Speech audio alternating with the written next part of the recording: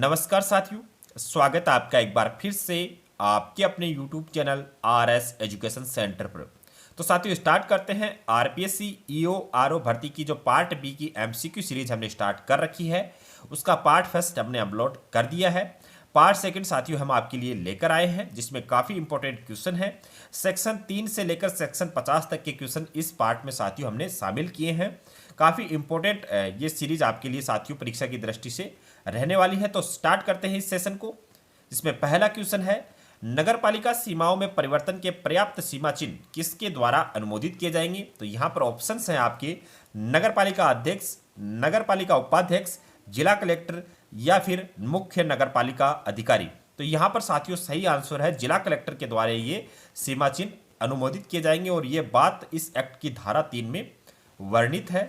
देखिए अगला क्वेश्चन, अगर किसी नगरपालिका का विघटन हो जाता है तो कितने समय के अंदर नई नगरपालिका के चुनाव करवाए जाएंगे। यानी किसी कारणवश किसी नगरपालिका का विघटन हो जाता है तो कितने समय के अंदर नई नगरपालिका के चुनाव करवाए जाने अनिवार्य हैं। तो यहाँ पर आपके ऑप्शंस हैं 1 माह, 6 माह, 3 माह या फिर 2 माह। तो यहाँ पर सही आंसर है साथियों 6 माह के अंदर ये चुनाव करवाए जाने अनिवार्य है और ये बात इस एक्ट की धारा 7 में साथियों वर्णित है।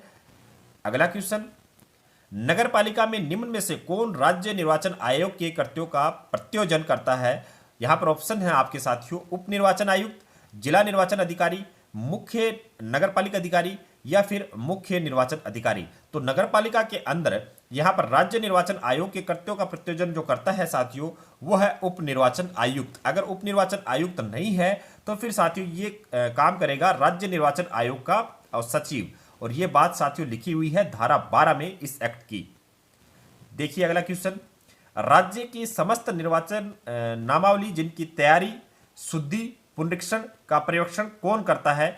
यहां पर आपके ऑप्शंस हैं, नगरपालिका बोर्ड का अध्यक्ष, मुख्य निर्वाचन अधिकारी, जिला निर्वाचन अधिकारी, राज्य निर्वाचन आयोग का सचिव। तो यहां पर साथियों सही जवाब रहने वाला है मुख्य निर्वाचन अधिकारी ये काम करता है कि राज्य की समस्त निर्वाचन नामावली जो तैयार की जाती हैं, जिनमें कोई करेक्शन किया जाता है या जिनसे नाम वगैरह हटाए जाते हैं, तो ये काम साथियों किसकी देखरेख में होते हैं, मुख्य निर्वाचन अधिकारी की देखरेख में होते हैं और जिसका विवरण साथियों इस एक्ट की धारा 16 के अंतर्गत दिया हुआ है।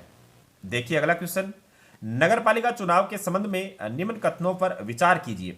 नगरपालिका चुनाव एक व्यक्ति एक ही वार्ड से चुनाव लड़ सकता है, पहला कथन आपका ये है।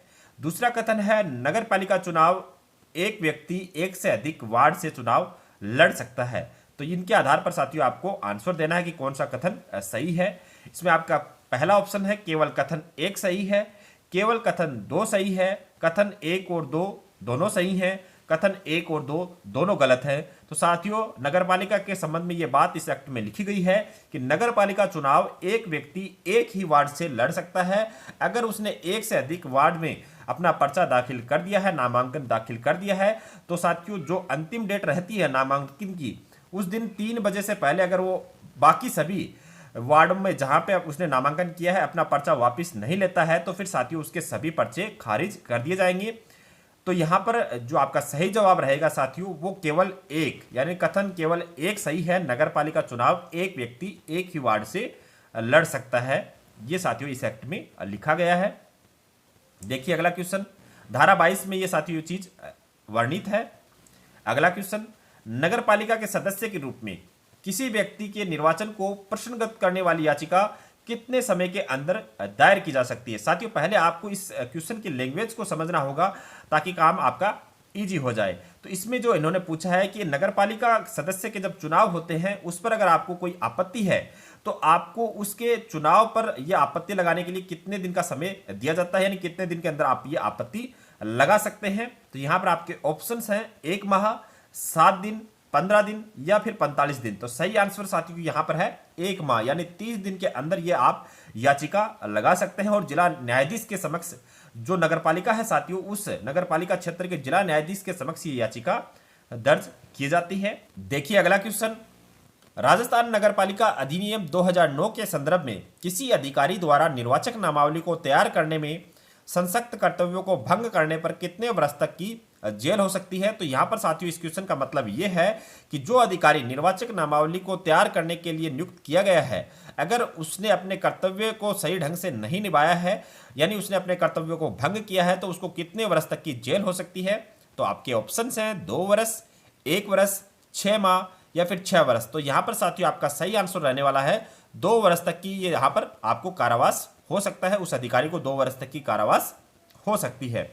अगला क्वेश्चन, नगर पालिका अध्यक्ष के कार्य कौन कौन से हैं। तो यहाँ पर ऑप्शंस अपने को दिए गए हैं 1, 2, 3, 4। यहाँ पर हम पहले देखते हैं कि कौन कौन से यहाँ पर कार्य इन्होंने दिए हैं। नगर पालिका की नियमित बैठक आयोजित करवाना, नगर पालिका की बैठकों की अध्यक्षता करना, नगर पालिका के कार्य संचालन को विनियमित करना, नगर पालिका के वित्तीय एवं कार्यपालक प्रशासन पर नियंत्रण करना। ये साथियों यहाँ पर अगर हम पहले ऑप्शन की बात करें तो नगर पालिका की नियमित बैठक आयोजित करवाना ये अध्यक्ष का बिल्कुल कार्य है। नगर पालिका की बैठकों की अध्यक्षता भी साथियों नगर पालिका अध्यक्ष के द्वारा की जाती है, बिल्कुल सही है। नगर पालिका के कार्य संचालन को विनियमित करना, बिल्कुल ये भी राइट ऑप्शन है। और नगर पालिका के जितने भी वित्तीय एवं कार्यपालक प्रशासन है उस पर नियंत्रण भी साथियों नगर पालिका अध्यक्ष के द्वारा रखा जाता है। तो यहाँ पर आपके ऑप्शन चारों सही हैं, 1, 2, 3, 4। यहाँ पर आपका ऑप्शन डी साथियों सही हो जाएगा। अगर साथियों आपको ये सीरीज पसंद आ रही है, इसमें दिए गए क्वेश्चन अगर आपको अच्छे लेवल के लग रहे हैं, तो इस सीरीज को अपने साथियों के साथ शेयर जरूर कर दीजिएगा और अपने वीडियो को लाइक जरूर कर दीजिएगा। और अगर चैनल पर पहली बार विजिट कर रहे हैं तो चैनल को सब्सक्राइब जरूर कर लीजिएगा, ताकि हमें मोटिवेशन मिल सके आपके लिए और बेहतरीन क्वेश्चन लेकर आने का। अगला क्वेश्चन, मुख्य नगरपालिक अधिकारी के संबंध में सत्य कथन क्या है। यानी जो नगरपालिका में मुख्य नगरपालिक अधिकारी है उसके संबंध में इन्होंने साथियों कुछ कथन दिए हैं और अपने को चूज करना है कि वो कौन कौन से कथन सही हैं। तो इन्होंने दिया है पहला ऑप्शन, नगरपालिका की बैठक में भाग ले सकता है, बिल्कुल वो भाग ले सकता है नगरपालिका की बैठक में, तो ऑप्शन 1 अपना सही हो गया। नगरपालिका बैठक में अपनी राय दे सकता है, बिल्कुल वो भाग लेने के साथ साथ अपनी राय भी दे सकता है। तीसरा ऑप्शन दिया है कि नगरपालिका बैठक में वोट कर सकता है।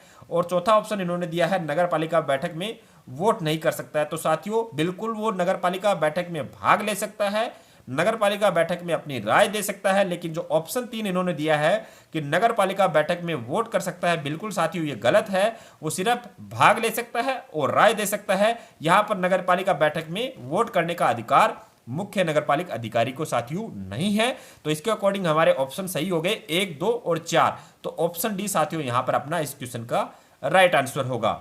अगला क्वेश्चन, राजस्थान नगरपालिक अधिनियम 2009 के संदर्भ में प्रत्येक वार्ड के लिए एक निर्वाचक नामावली होगी, यह इस एक्ट की किस धारा में वर्णित है। यानी जो प्रत्येक वार्ड के लिए एक निर्वाचक नामावली होगी, मतदाता सूची होगी, वो इस एक्ट की किस धारा में साथियों वर्णित है। तो साथियों ऑप्शन है आपके धारा 17, धारा 13, धारा 16 या फिर धारा 12। तो सही आंसर है साथियों धारा 13 के अंतर्गत ये बात इस एक्ट में वर्णित है। तो साथियों ये थे आज के हमारे इंपॉर्टेंट क्वेश्चन आपको कैसे लगे कमेंट सेक्शन में अपना फीडबैक जरूर दीजिएगा। और अगर आपको हमारी ये कोशिश पसंद आ रही है, आपको क्वेश्चन अगर पसंद आ रहे हैं, तो अपने साथियों के साथ शेयर जरूर कर दीजिएगा।